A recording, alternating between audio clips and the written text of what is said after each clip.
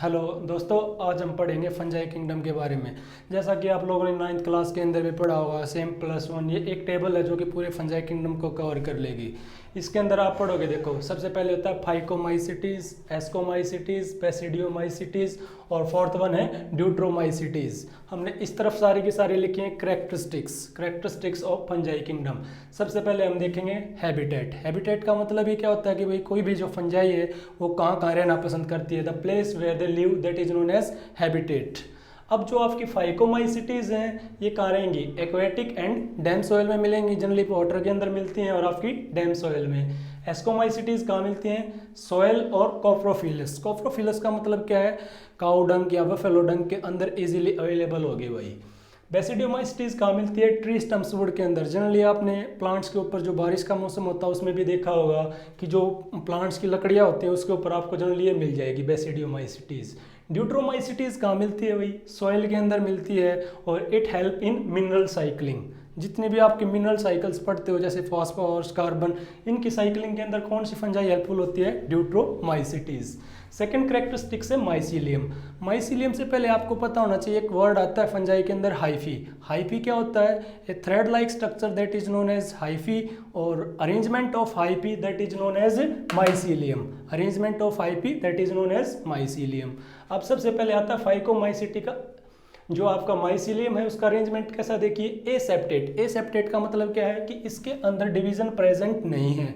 और सिनोसिटिक का मतलब क्या होता है? मैनी न्यूक्लियर या many nuclear condition that is known as coenocytic. तो you can see the diagram that and now we come on ascomycetes. Ascomycetes के अंदर देखिए आप जो माइसीलियम है वो सेप्टेट होती है। सेप्टेट का मतलब क्या है? डिवीजन प्रेजेंट होंगे। ब्रांच का मतलब क्या है? इससे ब्रांच फॉर्म होती है। पोरस सेप्टा प्रेजेंट होते हैं। पोरस का मतलब क्या है? इसके अंदर छोटे छोटे छिद्र दिखाई देंगे आपको। फिर आता है बेसिडियोमाइसिटीज। बेसिडियोमाइसिटीज के अंदर डोलीफॉर्म सेप्टम होते हैं। डोलीफॉर्म सेप्टम सेप्टा के अंदर ही छोटे छोटे डॉट लाइक स्ट्रक्चर्स प्रेजेंट होते हैं और जो फर्स्ट है वो थर्ड के साथ अरेंज होते हैं इसके सेप्टा। ड्यूट्रोमाइसिटीज के अंदर माइसीलियम आप सेप्टेट और ब्रांच, जैसे कि आपने यहाँ पे देखा एस्कोमाइसिटीज और ड्यूट्रोमाइसिटीज के अंदर एक जैसे होते हैं। अब बात आती है सेक्सुअल रिप्रोडक्शन। रिप्रोडक्शन देखिए यहाँ पे एक टर्म आई है प्लेनोगैमेटिक कोपुलेशन। प्लेनोगैमेटिक कोपुलेशन का मतलब क्या होता है कि when both the male and female gametes are motile, दोनों गैमेट्स मोटाइल होंगे तो एक दूसरे के साथ क्या फ्यूज करेंगे, उसको आप बोलोगे प्लेनोगैमेटिक कोपुलेशन। एक आता है आपका गैमेटेंजियल कोपुलेशन। गैमेटेंजियल कोपुलेशन में क्या होता है कि जो दोनों ही मेल और फीमेल गैमेट होते हैं वो एक दूसरे के साथ कॉन्टैक्ट में आते हैं, उसको आपने क्या बोल दिया? गैमेटेंजियल कॉन्टैक्ट या कोपुलेशन। गैमेटेंजियल कॉन्टैक्ट से समझ क्या रहे हो भैया आप? दो अलग अलग सेल होती हैं और उनके न्यूक्लियाई फ्यूज करते हैं। सोमेटोगेमी में क्या होगा? Fusions of two somatic cells not nucleus. Syngamy से पहले जब दो सेल एक दूसरे के साथ टच में आती हैं तो उसको आप क्या बोलते हो? सोमेटोगेमी। अब एस्कोमाइसिटीज का आपको पता चल गया। सेम बात आती है बेसिडियोमाइसिटीज के अंदर भी। सोमेटोगेमी जैसे कि अभी बताया, fusion of somatic cells. Spermatization में क्या होता है कि इसके अंदर स्पर्म्स फॉर्म होते हैं, जबकि ड्यूट्रोमाइसिटीज को आप फॉल्स फंजाई भी बोल सकते हो, इसलिए इसके बारे में कोई डाटा ज़्यादा अवेलेबल है नहीं। Fruiting bodies. फ्रूटिंग बॉडीज का मतलब है कि जो सेक्सुअल रिप्रोड्यूसिंग स्ट्रक्चर्स होते हैं वो प्रेजेंट होंगे या अब्सेंट, और अगर हैं तो उनके क्या क्या नाम हैं?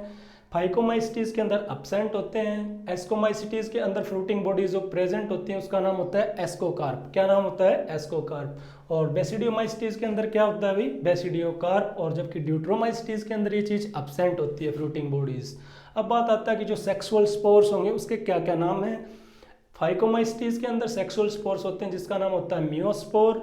एस्कोमाइसिटीज के अंदर होते हैं एस्कोस्पोर एंड बेसिडियोमाइसिटीज के अंदर होते हैं बेसिडियोस्पोर। और ड्यूट्रोमाइसिटीज के अंदर सेक्सुअल स्पोर क्या होंगे? अब्सेंट। अब बात आते हैं एग्जाम्पल। आपके जनरली हर साल जो आपके नीट के अंदर क्वेश्चन आते हैं वो यहाँ से पूछे जाते हैं भाई।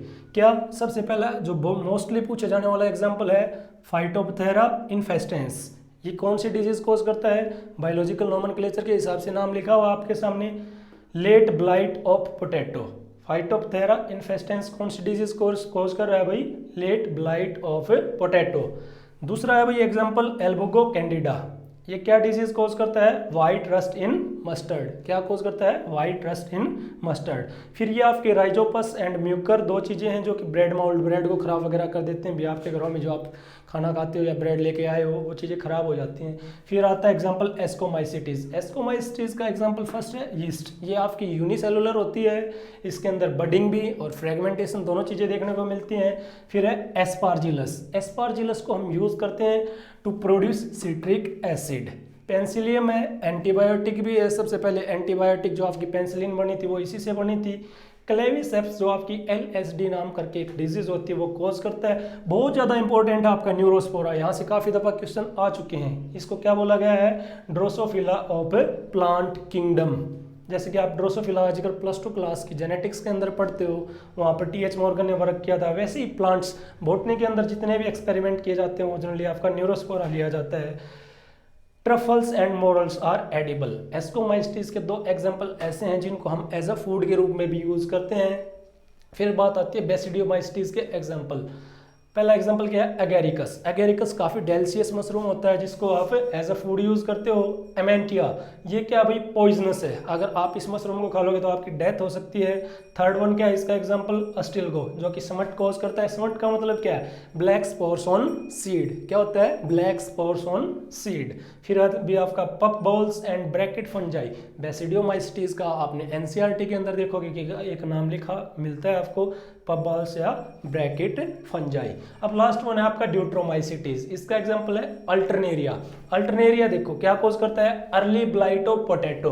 और लेट ब्लाइट ऑफ पोटैटो कौन कोज कर रहा था? फाइटोप्थेरा इन्फेस्टेंस।